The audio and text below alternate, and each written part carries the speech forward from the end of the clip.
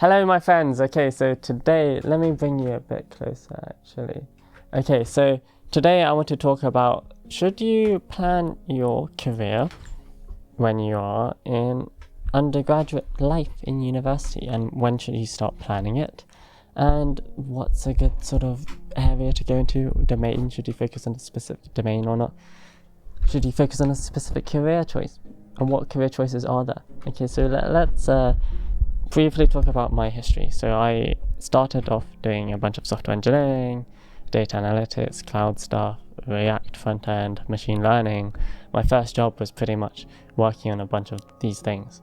And this was at a very small company. So what you'll find is if you work at a very small company, you end up being able to work on so many different things because there's less people. And that was one of the things I wanted to do before finishing my undergraduate degree. At least I wanted to try to experience what it's like to work in a very small company like a startup, a medium-sized company, so maybe about 200 employees, and then a huge corporation. Yeah, that was one of the things I wanted to experience because there's all this conversation about, okay, well, how much impact do you have at a small company versus a medium-sized company versus a large company? How fast is the pace of work? Okay, so that's something I wanted to try out. And so that was one of the things for me, which was a consideration. Perhaps it's not really a consideration for everyone, but one of the things I wanted to consider. Okay, so that's one thing. Next, it was like the role.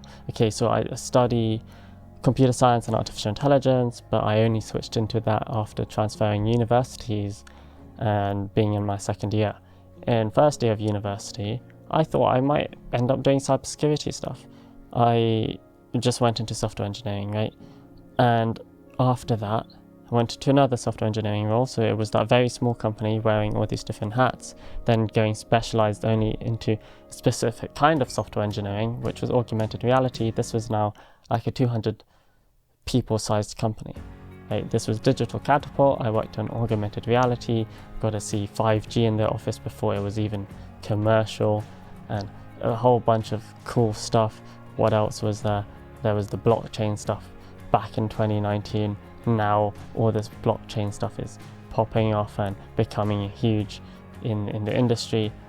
And yeah, so that was for me, and then I moved into Microsoft doing cloud solution architecture, which was a role change, right?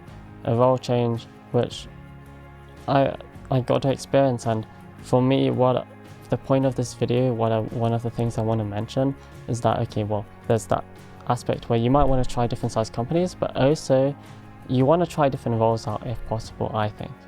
Because what you end up being able to do is you get to figure out, unless you specifically know you 100% just want to do software engineering, it's nice to know what other things are out there.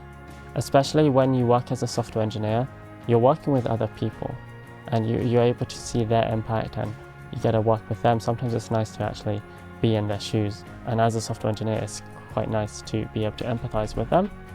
So that's one thing I would say, that if you're able to do that, try different roles, because for me, the whole goal of an internship throughout undergraduate life is so that you know by the end of your undergraduate or your degree, by the time before your full-time, you know what you actually want to do for sure.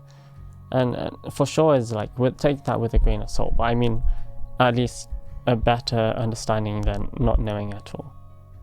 Right, so for me, it was that software engineering stuff, trying a different area of software engineering, changing size of company, and then going to the really big size company. Right? I had offers to go into software engineering, but I also wanted to try cloud solution architecture. So I ended up going down that route. I found out that, okay, this is something I do enjoy. Then there was the opportunity, hey, PMing. And I was like, okay, well, that's a really interesting thing for me, because like PMing, it's another role, and perhaps I won't like it, perhaps I will. And with that, I wouldn't know unless I tried it. And yes, I could have not taken that opportunity and gone with, well, I'm gonna do CSA stuff, I'm gonna switch back into something I'm used to, like software engineering or something else, right? or going into more cloud stuff or data science or whatever, right, machine learning.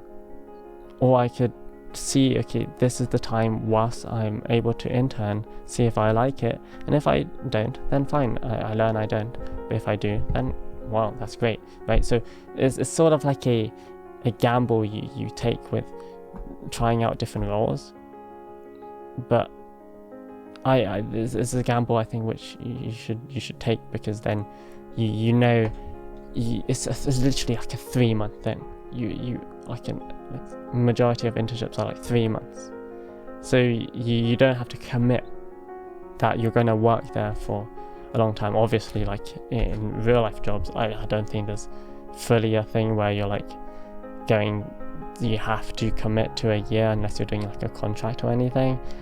But I mean, it perhaps looks a bit strange if you join for a few months and then leave straight away, whereas an internship you're literally there normally only for a few months, so it makes sense, right? So if you're able to, my point of this video, try different things if you can, even if you don't think you're gonna like it. I think it's an interesting journey, and it's fun.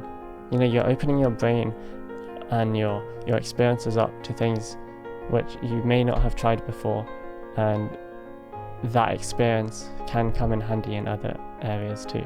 You'll learn stuff doing these different roles which could help in other aspects of your job. Like for me, cloud solution architecture stuff, there was lots of stuff there dealing with customers which I could take and transfer to PMing. Same thing with software engineering. I had this technical background. I started coding when I was 10, right? So having this background does help in other roles, and being a PM, there's transferable skills back to software engineering too. And again, right, when you graduate, it's not the end of the road. Like, you're not locked into whatever you start off as. You've got like 50 plus years to switch and stuff.